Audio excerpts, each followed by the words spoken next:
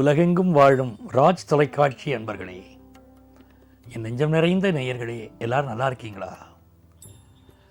இந்த நாள் ஒரு இனிய நாளாக உங்களுக்கும் உங்கள் குடும்பத்தாருக்கும் அமையப் போகிறது. இது நம்முடைய இன்றைய ராசி பலன்கள் நிகழ்ச்சி. இந்த நிகழ்ச்சியில் இன்னைக்கு நம்ம பிப்ரவரி மாதம் 12ஆம் தேதி 2026ஆம் ஆண்டு பலன்கள் பார்க்க போகிறோம். தமிழ் வருடத்தில் இது விசுவாவசு வருடம் தை மாதம் 29ஆம் நாள் வியாழக்கிழமை. இன்னைக்கு மத்தியானம் இன்று மதியம் 2:02 வரைக்கும் சந்திர பகவான் விருச்சிக ராசி கேட்டை நட்சத்திரத்தில் பயணம் பண்றார். பிறகு தனுசு ராசி மூலம் நட்சத்திரத்தில் பயணம் பண்ணுவார். மேஷராசி என்பவர்களே, பொறுமை கடலினும் பெரிது நம்முடைய முன்னோர்கள் சொல்லியிருக்கார். நீங்கள் விவேகம் நிறைந்தவர்கள். உங்களுக்கு தெரியும், இன்னைக்கு மத்தியானம் 2:02 வரைக்கும் தேமேன்னு இருக்கணும், அமைதியா இருக்கணும். அடுத்தவர் விஷயத்தில் கருத்து சொல்றது, டூ வீலரில் ஃபாஸ்ட்டாக போகிறது, அதெல்லாம் இருக்கக்கூடாது. வீர தீர விஷயங்களெல்லாம் கொஞ்சம் ஒதுக்கி வச்சுட்டு பொறுமையாக செயல்படணும்.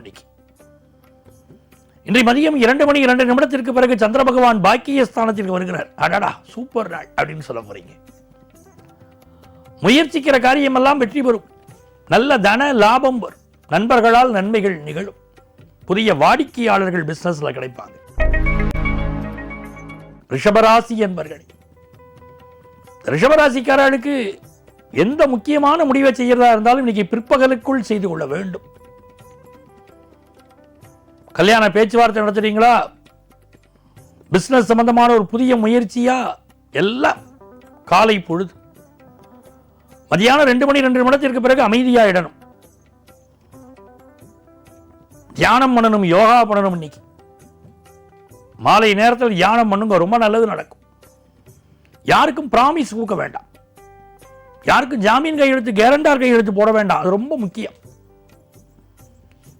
2:02 பிறகு அட்டமத்திற்கு சந்திரன் வருகிறார். கொஞ்சம் அடக்கி வாசிக்கணும்னு அர்த்தம். புதிய பிசினஸ் ஒப்பந்தங்கள் எல்லாம் காலை நேரத்தில் கையெழுத்து போடலாம். மாலை நேரம் அமைதியா இருக்கணும். மிதுனராசி என்பவர்களே, கேட்டார் பிணிக்கும் தகையவாய் கேளாரும் வேட்பமொழிவதாம் சொல்லுனர் வள்ளுவர். உங்களை விரும்பாதவங்க கூட உங்க பேச்சை ரசிக்கணும். அது மிதுன ராசிக்காரங்களுக்கு தான் அந்த இயல்பு உண்டு. என்ன அழகான பேச்சு. மிதுன ராசிக்காரர்களுக்கு இன்னைக்கு 7ஆம் இடத்துக்கு சந்திர பகவான் வருகிறார். முதல்ல காலையில் நல்ல வேலை கிடைக்கும். இன்னைக்கு பிறகு திருமண செய்தி பேச்சுவார்த்தை நடக்கும். குடும்பத்தில் ஒரு சந்தோஷம் இருக்கும். நல்ல தனவரவு வரும். திருமணத்திற்கு தேவையான பொருட்கள் வாங்குவதில் மகிழ்ச்சி காட்டுவீங்க. ரொம்ப நல்லா இருக்கும். ஆடை ஆபரண சேர்க்கை உண்டு. உறவினர்களை சந்தித்து மகிழ்வீர்கள். நல்ல நண்பர்கள் இன்றைக்கு கிடைப்பார்கள். வெளிநாடு வாய்ப்பு கைகூடும். அடடா, எத்தனை விஷயங்கள். நல்ல நாள். கடகராசி என்பவர்களே, இந்த நாளில் சந்திர பகவான் 5ஆம் இடத்திலும் 6ஆம் இடத்திலும் பயணம் செய்கிறார்.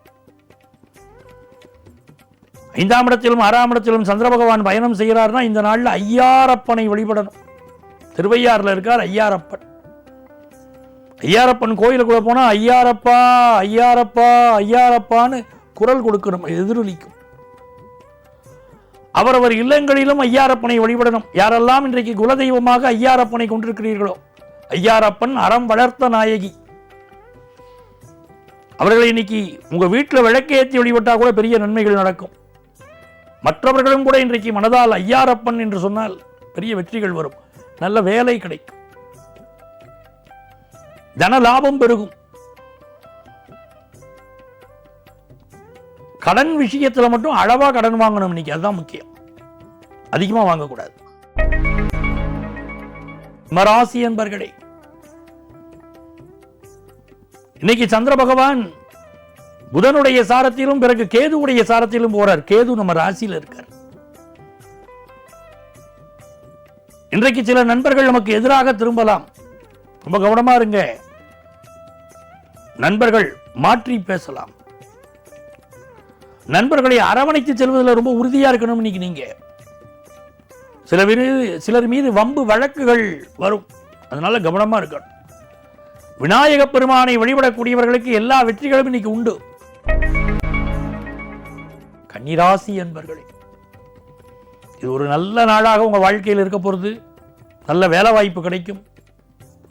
உடம்புல கொஞ்சம் வாய்வு தொந்தரவுகள் இருக்கும். அதே போல இந்த நாளில் வெளிநாட்டு வாய்ப்புகள் சிலருக்கு கூடி வரும். வண்டி வாகனங்களில் கவனமாக செல்ல வேண்டிய ஒரு நாள், அதை புரிஞ்சுக்கோங்க. ரொம்ப ரேஷ் டிரைவிங்லாம் இன்னைக்கு இருக்கக்கூடாது. ரொம்ப கவனமாக போயிட்டு கவனமாக வரணும். பிஸ்னஸ், வெளிநாடுகளில் பண்ணக்கூடிய பிஸ்னஸ் லாபகரமாக இருக்கும். துலாம் ராசி என்பர்களே, இது ஒரு நன்மையான நாள். சந்திர பகவான் இன்றைக்கு 2ஆம் இடத்திலும் 3ஆம் இடத்திலும் பயணம் செய்கிறார். புதன் பகவானுடைய அனுக்கிரகத்தினால பிசினஸ் ரொம்ப நல்லா இருக்கும். கேது பகவானுடைய அனுக்கிரகத்தினால கோர்ட் கேஸ், வம்பு வழக்கு அத்தனையிலும் ஜெயிச்சுக்கிட்டு வருவீங்க.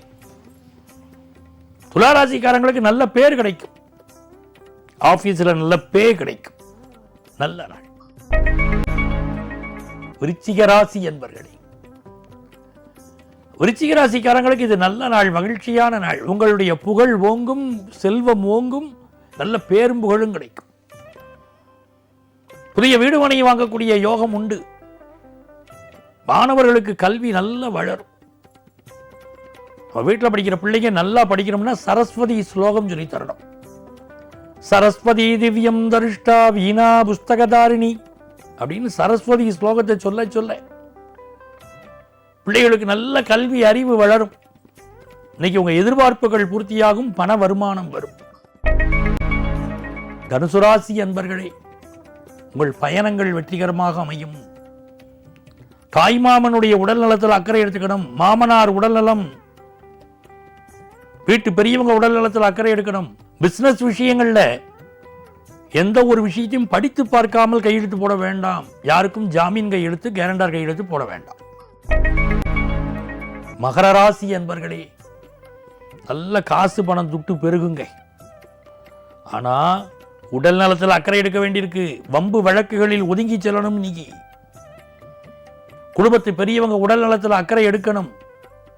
வண்டி வாகனங்களில் கவனமாக செல்லணும். ஆனால் இந்த நாள் படிப்பில் முன்னேற்றம் தரும் நாள். கும்பராசி என்பர்களே, உங்கள் எதிர்பார்ப்புகள் எல்லாம் பூர்த்தியாகக்கூடிய நல்ல நாள். குடும்பத்தில் கல்யாண செய்தி வரப்போகுது. குடும்பத்தில் சுபகாரிய செய்தி ஒன்று வரப்போகுது.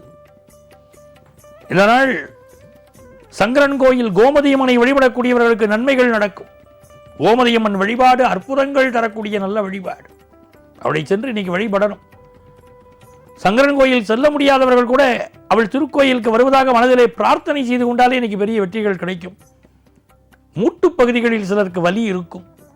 கால் பகுதிகளில் சிலருக்கு சில பிரச்சனைகள் வரலாம். ஆனாலும் தன வருமானம் கூடும், மனதில் தைரியம் கூடும். நல்ல நாள். மீனராசி என்பர்களே, மீனராசிக்காரர்களுக்கு இது ஒரு மகிழ்ச்சியான நாளாக இருக்க போகிறது.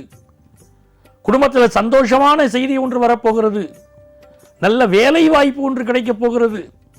புதிய பிசினஸ் துவங்கக்கூடிய சிந்தனை வெற்றி பெறப்போகிறது. நல்ல நாள்.